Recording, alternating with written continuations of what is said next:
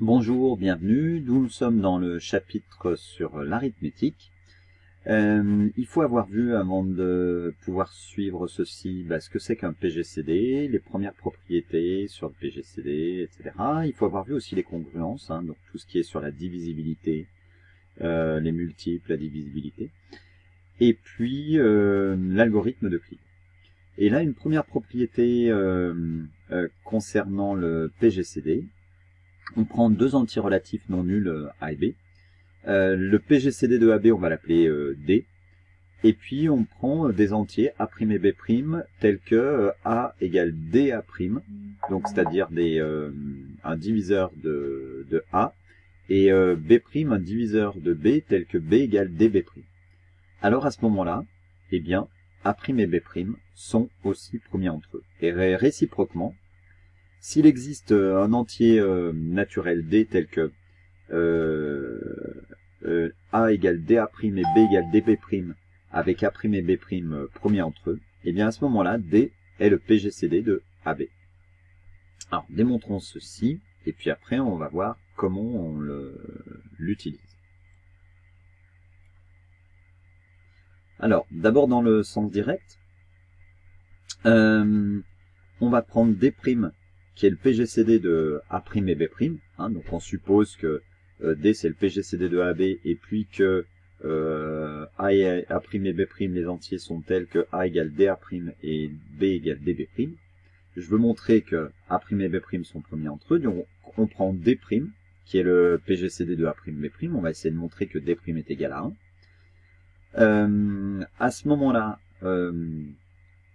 K1 et K2 des entiers tels que A' égale D'K1 et B' égale D'K2. C'est vrai ça, puisque D', c'est le PGCD de A', B'. Donc en fait, D' divise A' et D' divise B'. Donc il existe des entiers K1 et K2 tels que A' égale D'K1 et B' égale D'K2. À ce moment-là, comme A c'est D fois A', eh bien A ça va être égal à D fois D' fois K1. Et puis B c'est D fois B'. Donc ça va être égal à D fois D' fois K2. Donc DD', c'est un diviseur commun à A et B. Or, comme D, c'est le PGCD de A et B. Donc nécessairement, D est, puisque c'est le plus grand diviseur commun A et B, D c'est plus grand que DD'. Mais D est strictement positif. Donc si D est supérieur à DD' et que D est strictement positif, eh bien à ce moment-là, D' vaut 1. Voilà. Et donc le PGCD de A'B', c'est bien 1 et A'B' sont bien premiers entre eux. Réciproquement, si le PGCD de A et B, je veux montrer que D c'est le PGCD de A et B.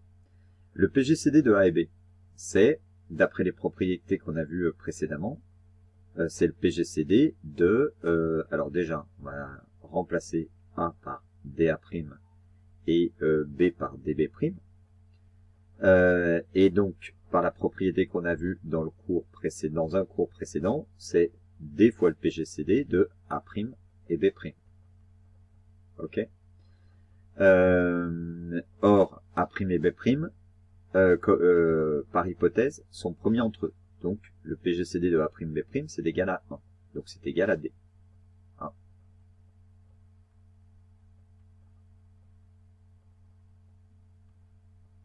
Et voilà. On a démontré la réciproque. Alors un premier exemple, 24, voilà, c'est, ok, 3 fois 8. 40, c'est 5 fois 8. Puisque 3 et 5 sont premiers entre eux, eh bien, le PGCD de 24 et 40, c'est 8. Voilà. Alors maintenant, l'application, une application méthode, exemple application méthode, a ce type d'énoncé. Déterminer l'ensemble des couples A et B tels que AB, le produit de AB c'est 5400 et le PGCD de AB c'est 15. Bon alors, le PGCD de AB étant égal à 15, ça signifie quoi? Ça signifie qu'il existe deux entiers A' et B', tels que A est égal à 15 fois A' et B est égal à 15 fois B'. Vous voyez qu'on se ramène à la propriété qu'on vient de dénoncer. À ce moment-là, A fois B, eh ben, A fois B, c'est 15A' fois 15B', d'accord? C'est égal à 225 A'B'. Donc 225 A'B', bah, puisque AB c'est 5400, c'est égal à 5400. Et alors, si on divise A'B 5400 par 225, on va trouver 24. On va trouver 24. Ça doit être ça.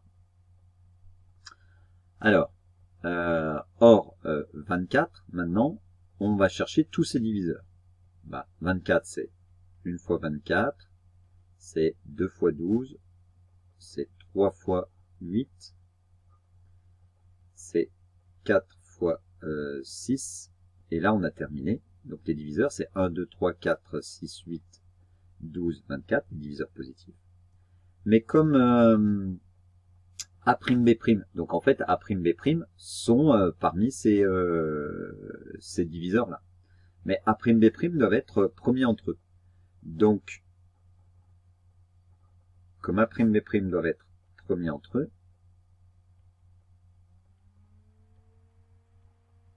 les couples possibles A'B', bah, ça peut être que 1 et puis 24, ou bien 24 et 1, d'accord? Ça peut être, ça peut pas être 2 et 12, ça peut être 3 et 8.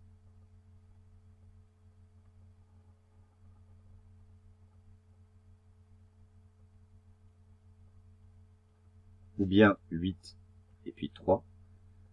Et voilà. Et donc finalement, bah, les couples possibles qui vont correspondre à ça pour A et B, eh bien, il suffit de multiplier par 15.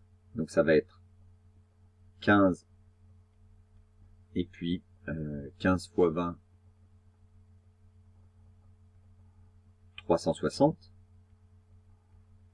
Donc 360 et puis 15. Et puis 45 et puis 120. Et 120, 45. Réciproquement, est-ce que ces nombres, ces couples sont bien solutions? Eh bien, il faut faire 15 fois 360, 45 fois 120, que ça fasse bien 5400. Et est-ce que 15, c'est bien le PGCD de 15 et 360? Bah, 15 est divisible, 360 est divisible par 3 et par 5 par 15. Et ça peut pas être plus grand que 15, donc là, d'accord, c'est bon. Ici, le 15, c'est un diviseur de 45, et c'est un diviseur de 120, il faut s'assurer que c'est le plus grand, ça va être bien le plus grand, donc voilà, c'est bon. Donc on dit réciproquement, on vérifie, hein, chacun de ces couples sont, alors, chacun de ces couples est solution. Est solution. Voilà. Voilà, c'était une partie assez courte. Ensuite, on va se diriger vers le théorème de Bézout, l'identité de Bézout et puis les équations diophantiennes. Allez, à bientôt, bon courage.